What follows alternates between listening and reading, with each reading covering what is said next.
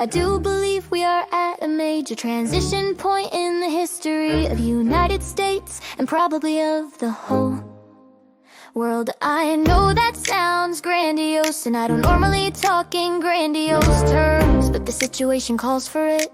And as I say, I'm not gonna shrink away from why I think this. Well, here we are, and what has happened has been that the United States now faces, for the first time in a century, an economic competitor, big, powerful, highly developed, and able to outcompete the United States across the board, from the lowest to the highest technology, which either side is capable of, and the United States has not yet come to terms with this situation. The American people are engaged in what my psychotherapist wife explains to me is called denial, the pretense mostly to yourself that the reality around you isn't there. It's best understood when glimpsing a toddler confronted by a scary barking dog, and the toddler puts his or her hands in front of her eyes, comforted by the thought that if you can't see the dog, it isn't there. But we all know you grow up, and at a certain point, not many years later, you come to understand you can put your hand there, but it doesn't make the dog disappear. China's going nowhere. China's going. The next time you hear an American politician, or you read in an American newspaper how the American economy is doing better than anyone in the world, please remember the word denial. That kind of statement, which I encounter almost every day, is the exact equivalent of a toddler putting fingers in front of her eyes or nose and hoping that the scary dog will go away. Not only have the Chinese outgrown us, but they have built an alliance with other countries that are recognizing that what was true for the last 75 years, the global economy dominated by the United States as the country that came out of World War II with no bombs that fell on it, other than Pearl Harbor, and less damage than any other Syrian developed country. The Chinese have built an alliance called the BRICS.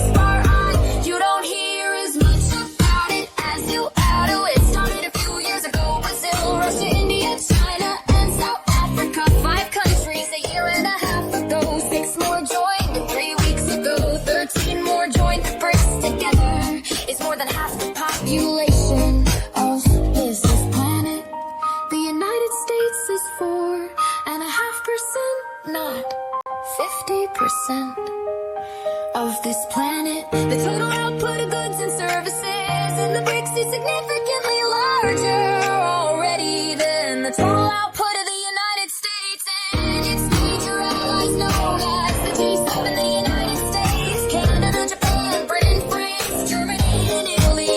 So now every country in the world, every company in the world is reassessing and redesigning its strategy for the future. And what do I mean? They're redesigning because the dominant player in the world of the last 70 years, the United States isn't the dominant player anymore. There is a bigger player, richer player in the BRICS, which means if you're gonna build a railroad in your country, you don't just go to Washington or London or Paris. You may go to them, but you're gonna ask them what offer they can make, and then you're gonna compare it to what you can get from Beijing, New Delhi, and Sao Paulo, out in case after case. The choice is made to go with the BRICS, not the West. So what do I mean? I mean to tell you all that if you ask me to tell you what is the biggest reality we now have to face, it's the end of the American empire, what we inherited from the British, cause they had the last empire before this one is now over, and there is zero chance it's coming back. This denial, this refusal to face the realities of the economy we have, and that is shaping our lives, and even more those of our children, promises us frightening near future. The war in Ukraine, just to take one of countless examples, will show you how costly this denial is. When the war begins, and when the war be over, 282, President Biden told us along with all of his officials, Russia would be brought to its knees. The Russian currency, the ruble would collapse. The entire West would side with Ukraine against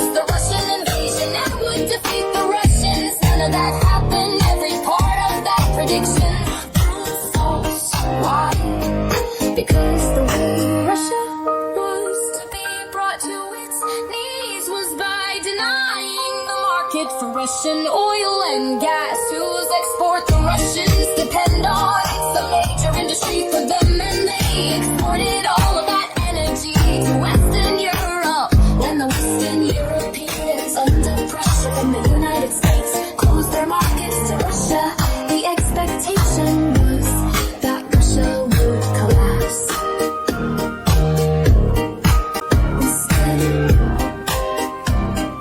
Russia went to its allies in the BRICS, above all China and India, in the range to sell to them the oil and gas. They no longer sold to the Europeans. As a result, Russia is growing faster this year than the United States, and it has grown at a faster rate than the United States.